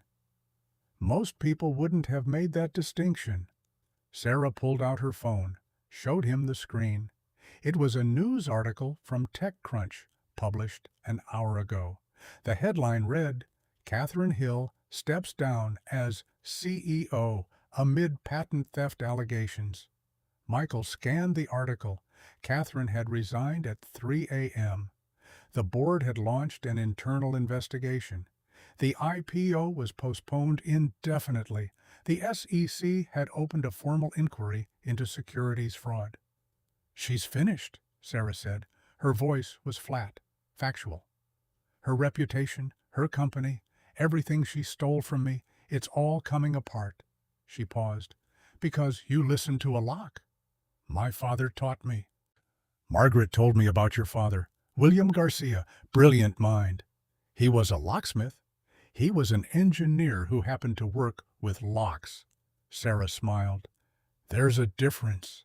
Michael looked at his hands, his father's hands, scarred from years of manual labor, calloused from gripping tools and doing whatever it took to survive. Margaret wants to talk to me about going back to school. Stanford has a program for non-traditional students, people who left for various reasons, people with real-world experience that matters more than a degree. Sarah leaned back. I'd like to sponsor your application. Full scholarship, tuition, books, living expenses, mechanical engineering. You'd finish what your father started. Michael stared at her. I can't. I have Emma. I have bills. I have a job starting Monday. You could do night classes. Take 6 years instead of 4 if you need to. No pressure. Just opportunity. Why? Why are you doing this? Sarah was quiet for a long moment. Then, because 12 years ago, someone told me I wasn't smart enough to run my own company. Someone told me I should be grateful for whatever scraps they threw me. Someone erased me from my own work and made me feel like I deserved it. Her voice was steady, but Michael heard the pain underneath, years of it compressed into each word. And last night, I watched Catherine Hill do the same thing to you, call you trash, humiliate you in front of 500 people, assume you'd fail because of who you were instead of what you could do. She reached across the table, put her hand over his. You proved her wrong, Michael. You proved that intelligence isn't about degrees or credentials or how much money your parents had. It's about being willing to pay attention, to listen, to see what everyone else misses. She squeezed his hand gently. I'm doing this because someone should have done it for me. And because your daughter deserves to see her father become everything he's capable of being. Michael couldn't speak, couldn't move. Sarah pulled her hand back, took a sip of coffee she'd ordered while talking. Think about it. Talk to Margaret. Talk to Emma. No pressure. But the offer stands. They sat in silence for a minute. 2 minutes. Michael watched people walk past outside. The Saturday morning crowd. Tourists and locals. People going about their lives like the world hadn't shifted on its axis last night. What happens to Catherine? Legally? That's complicated. The SEC investigation will take months. My lawsuit could take years. She'll fight it, hire expensive lawyers, drag it out as long as possible. Sarah shrugged. But her reputation is destroyed. That's permanent. In Silicon Valley, once you're exposed as a fraud, you don't come back. And you? What happens to you? Sarah smiled, tired but genuine. I rebuild. The board already asked me to consult on the IPO relaunch. Once the investigation clears, they'll need to refile all the patents with correct attribution. My name, my work." She paused. "I'll probably get a settlement, somewhere between 50 and 200 million, depending on how the lawsuit goes. Plus, ongoing royalties for the technology." "That's a lot of money." "It's what I should have had 12 years ago." Sarah looked out the window. "But you know what's strange? The money doesn't matter as much as I thought it would. What matters is having my name back, having people know that I'm not the person Catherine said I was, that I didn't fail. I didn't quit. I was erased. And now I'm visible again." Michael understood that. Being seen, being recognized as human, as valuable, as something other than disposable. "I need to tell you something," he said. Sarah looked at him. "When Catherine offered me that money, the 100 million, I wasn't thinking about justice or doing the right thing. I was thinking about my daughter dying because I couldn't afford her medicine. I was thinking about how I'd do anything to save her life." He swallowed hard. "If you hadn't been there, if that box hadn't been in the vault, I would have taken every penny, and I would have let Catherine get away with everything." "But you didn't, because you were there." "No." Sarah's voice was firm. "Because when it mattered, when you had a choice between taking money and doing right, you chose right. That's character, Michael. That's who you are when the stakes are highest." "Somebody was watching." "Then you're a better man than you think you are." Sarah finished her coffee, set the cup down. "I have a lawyer meeting at noon. Patent stuff. Boring. But before I go, I want to ask you something." "Okay." "What does Emma need most? Not money, not treatments. What does she need to believe in?" Michael thought about his daughter, 8 years old, fighting leukemia, watching her father work 3 jobs and still come up short, learning too young that the world was hard and unfair and that trying didn't always matter. She needs to see her dad become more than a janitor, not because janitors are less, but because she needs to know trying matters, that you can be knocked down and still get up, that the world doesn't get to decide who you are. Sarah nodded. "Then do it. Take the scholarship, go to Stanford, show her that second chances are real." "What if I fail?" "Then you fail, but at least you'll fail trying instead of wondering what if." She stood gathered round in her bag. "Call me if you need anything. References for school, help with Emma's care, someone to talk to, anything." "Thank you. For the hospital bill, for everything.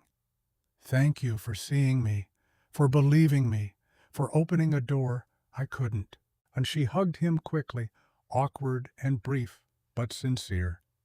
Then walked out of the coffee shop, disappearing into the Saturday morning crowd. Michael sat there for another 10 minutes, staring at his empty cup, thinking about doors and locks and truth. Then he pulled out his phone and called Margaret. She answered on the second ring. "Michael, I was hoping you'd call. Sarah told me about the Stanford program. And I want to do it, but I need to know it's real, that I'm not wasting your time." "Michael, you demonstrated mechanical engineering principles last night that I teach to graduate students. You're not wasting anyone's time. I'm 34. I have an 8-year-old daughter. I haven't been in school in 16 years. I've had students in their 40s, 50s, 60s. Age is irrelevant." Margaret's voice was firm. "What matters is aptitude and commitment. You have both. Your father had both. The only difference is he didn't have someone to help him finish. You do." Michael closed his eyes, breathed. "Okay, let's do it." "Excellent. Come to my office Monday at 2. We'll start the application process." She paused. "Michael, your father would be incredibly proud. I hope you know that." "I'm starting to."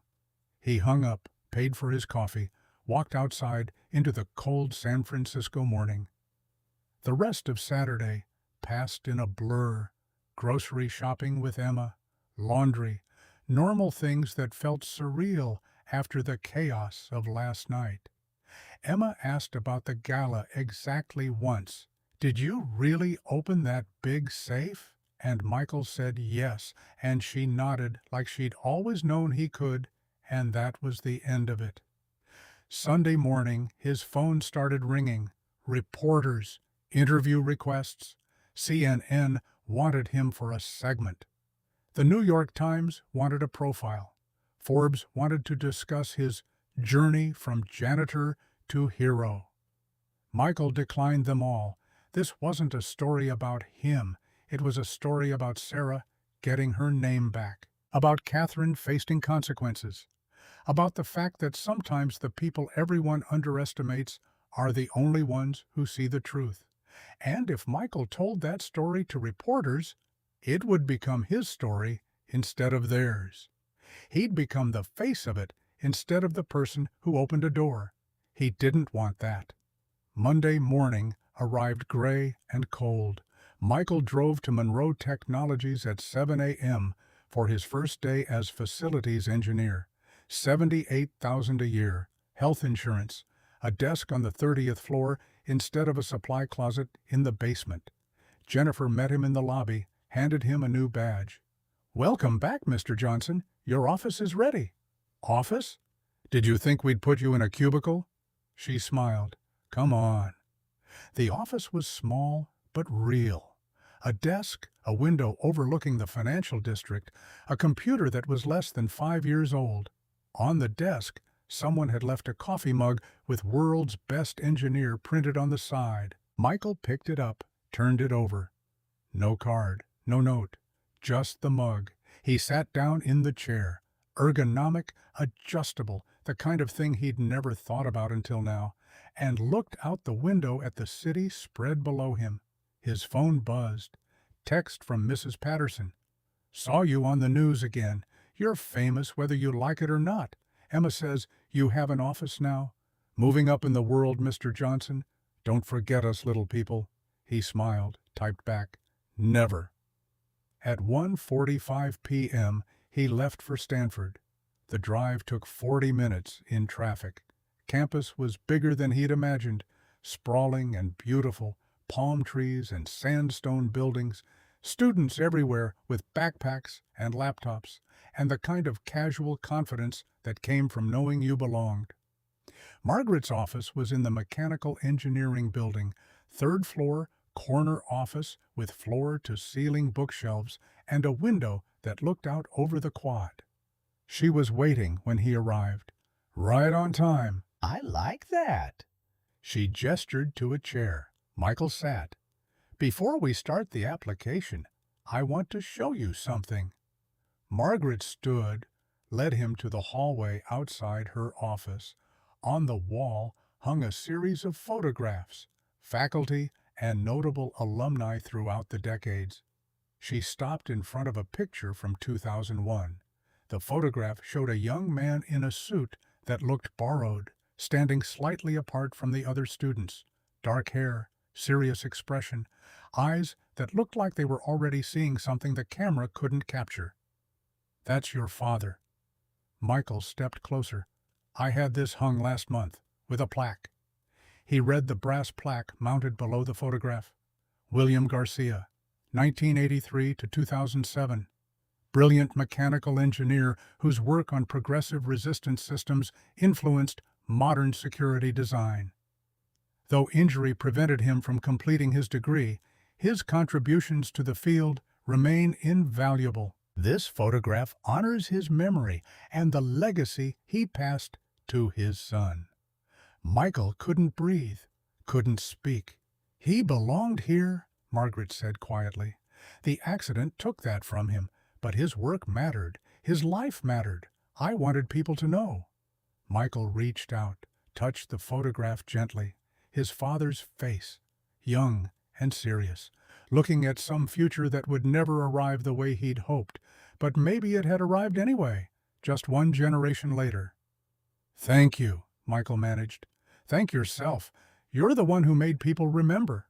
Margaret squeezed his shoulder. Now come on. We have an application to fill out. The next 2 hours passed in a blur of paperwork and planning. Margaret walked him through the non-traditional student program, night classes, flexible scheduling, financial aid packages. Sarah's scholarship covered everything. Michael would start in January. 6 years to finish, maybe 7 if he needed it. Mechanical engineering, same degree his father had been pursuing 23 years ago. When they finished, Margaret walked him back to his car. How does it feel? Terrifying. Good. Fear means you care. She smiled. Your father was terrified his first day too. Told me he almost turned around and left. But he walked through that door anyway. Michael looked up at the engineering building, the same building his father had walked into 2 decades ago. One more thing, Margaret said. There's a research assistant position opening in my lab in January. Pays $18 an hour, 20 hours a week. Mostly data analysis and equipment maintenance. Interested? I thought you were retired. Emeritus. I still run a small research group, and I could use someone who understands mechanical systems the way you do. Michael did quick math. 18 an hour, 20 hours a week. That was another $1,500 a month. Combined with his new salary. Yes, I'm interested. Good. I'll send you the details. She shook his hand. Welcome to Stanford, Michael. The drive home took longer than expected. Traffic on 101, an accident near the airport. Michael got back to the apartment at 6:30, picked up Emma from Mrs. Patterson's. How was your day, Daddy? Good, baby. Really good. Did you go to school? Started the process. I'll begin classes in January. Emma thought about this. Will you have homework? Probably. Can I help? Michael laughed. We'll see. They made dinner together, spaghetti and jarred sauce. Nothing fancy, but Emma helped stir and set the table and talked about her day at school, like everything was normal. After dinner, Michael gave her a bath, read her a story, tucked her into bed. Daddy? Yeah, baby. Ms. Patterson said you're a hero. Ms. Patterson talks too much. Are you? Michael thought about how to answer that. Heroes in stories were brave and strong and never scared. Real life was messier. I'm just your dad, trying my best. Emma smiled, already half asleep. That's what heroes do. She closed her eyes, Dr. Whiskers tucked under her chin, and drifted off. Michael stood in the doorway watching her breathe, the same ritual he'd been doing for 8 months, but tonight it felt different, lighter somehow. He walked to the kitchen, opened the refrigerator, still the same contents, milk, cheese, eggs, but the $3,000 refund would hit his account in a few days. Combined with his first paycheck, Friday, they'd be okay. Not rich, not secure forever, but okay. His phone buzzed. Email notification. Subject line, application status, update, Stanford University. He opened it, heart pounding. Dear Mr. Johnson, based on your preliminary meeting with Dr. Wilson and your demonstrated expertise in mechanical engineering, we are pleased to offer you provisional acceptance into the non-traditional student program pending completion of your formal application. Classes begin January 6, 2025. Welcome to Stanford. Michael read it twice, then a third time. He sat down at the kitchen table, pulled out the leather journal from his father's box, opened it to the first blank page he could find near the end. For the first time in 13 years, he picked up a pen and wrote, November 18th, 2024. Dad, started Stanford today. Emma's stable. Still scared every day, but different kind of scared, the kind that means we're still fighting. You were right about listening. Took me 34 years to hear what you were really teaching. It's not about the locks. It's about staying quiet enough to hear truth through the noise. "I heard you, Dad, and I'll make sure Emma hears you too." Michael. He closed the journal, set it beside the photograph of his father, turned off the lights, and for the first time in 3 years, slept without nightmares. 6 months later, Michael Johnson walked across the Stanford campus with a backpack full of textbooks and a heart full of something he'd almost forgotten how to feel: hope. Emma was in 3rd grade now. Her hair was growing back slowly, soft brown fuzz that she refused to cover with the knit cap anymore. The treatments were working. The doctors were cautiously optimistic. The leukemia was in remission, though they were careful to say remission wasn't the same as cured. Still monitoring, still careful, but alive, fighting, stubborn. Sarah Rodriguez's lawsuit had settled 3 weeks ago for $85 million plus full co-inventor credit on every patent. The process had taken 14 months, depositions and negotiations and legal maneuvers. Catherine's lawyers had fought every step, but the evidence was overwhelming. The lab notebooks, the dated entries, the testimony from former employees who'd watched Sarah build everything while Catherine took credit. The settlement wasn't as much as Sarah had hoped, but it was enough. She'd used $20 million to establish the William Garcia Memorial Fund for non-traditional engineering students.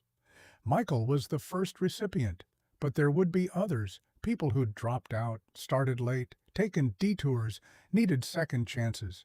Catherine Hill had vanished, sold her penthouse, resigned from every board, deleted her social media. The last anyone had heard, she was doing consulting work for startup ethics compliance somewhere in Portland. No interviews, no public statements, just gone. Michael didn't feel triumphant about that, didn't feel vindicated, just tired of carrying anger. Margaret was waiting outside the engineering building, same spot where she'd shown him his father's photograph 6 months ago. "Ready for your first day?" Terrified. "Good," she smiled. "Let's go." The lecture hall was bigger than Michael had expected. 80 students, most of them 18 or 19, a few older faces scattered throughout. Michael found a seat in the back row, the same row his father had probably sat in 23 years ago. The professor walked in, late 50s, gray beard, the kind of rumpled academic look that suggested he cared more about equations than appearance. "Welcome to Mechanical Systems 101. I'm Professor Chen. Before we begin, I want you to understand something. Everything you think you know about how machines work is probably wrong." He pulled up a slide, a simple gear mechanism. "This is a K9 series progressive resistance lock. Military technology from the 1950s, obsolete by modern standards. And yet, 3 years ago, this exact mechanism stumped 50 engineers with graduate degrees from this university." Professor Chen looked around the room. "You know what finally opened it? Not algorithms, not computer simulations, not quantum analysis. A man with a high school diploma and a stethoscope. Because he understood something those 50 engineers had forgotten. Machines don't lie. You just have to be quiet enough to listen." He let that sit for a moment. "That's what we're going to learn this semester, how to listen." Michael pulled out his notebook, clicked his pen, and started taking notes. For the first time in 16 years, he felt like he was exactly where he was supposed to be. After class, Michael drove to City Hospital for Emma's quarterly checkup. She was in the waiting room when he arrived, reading a Stanford textbook he'd given her last week. Introduction to Biomedical Engineering, way above her grade level, but she liked the pictures. "How was school, Daddy?" "Hard, but good." "Are you the smartest person there?" "Not even close." Emma grinned. "That's okay. You're still the smartest person I know." The nurse called Emma's name. They went back together, hand in hand. The checkup took an hour.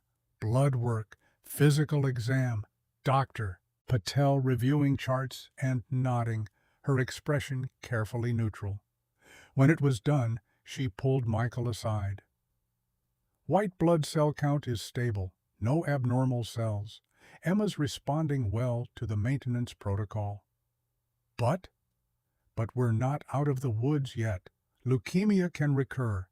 We need to stay vigilant, keep monitoring every 3 months for at least 2 more years. Michael nodded. He'd known this.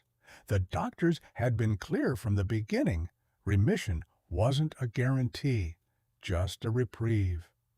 She's doing great, Mr. Johnson. Whatever you're doing, keep doing it. Michael drove Emma home, thinking about the next 2 years, the monitoring, the uncertainty, the possibility that everything could fall apart again, but also thinking about Stanford, about Margaret's research position, about Sarah's fund making sure Emma's treatments never stopped, no matter what happened, about the fact that they were still here, still fighting, still together. That was enough. That evening, after Emma went to bed, Michael pulled out his father's journal again, found another blank page. May 20th, 2025. Dad, first day at Stanford. Professor talked about the vault, about listening, about you, though he didn't use your name. Emma's doing okay, still in remission, still monitoring, still scared, but learning to live with it. I think you'd be proud, not because I opened a lock, because I'm finally finishing what you started. The machines don't lie, Dad. You taught me that, but you also taught me something else. That failure isn't falling down, it's staying down. I'm not staying down anymore. Michael. He closed the journal, set it back in the box. His phone buzzed. Text from an unknown number. He opened it. Mr. Johnson, this is Catherine Hill. I've written you 53 letters. I don't know if I'll ever send this one, but if you're reading it, I want you to know what I did to you and Emma that night. There's no defense. I built an empire on stolen work and called it genius. I called you trash because I was terrified you'd see through me. You did. I deserved everything that happened, but if you ever read this, your father would be proud, and I'm sorry I couldn't say that when it mattered. Michael stared at the message for a long time. Then he deleted it. Not out of anger, not out of cruelty, because some apologies arrive too late to change anything, and forgiveness isn't something you give. It's something you stop withholding for your own sake. Catherine Hill had made her choices. Michael had made his. And right now, his choice was to focus on tomorrow instead of yesterday. He turned off his phone, turned off the lights, and went to bed, dreaming of Stanford lectures and Emma's laugh and the sound of machines telling truth to anyone patient enough to listen.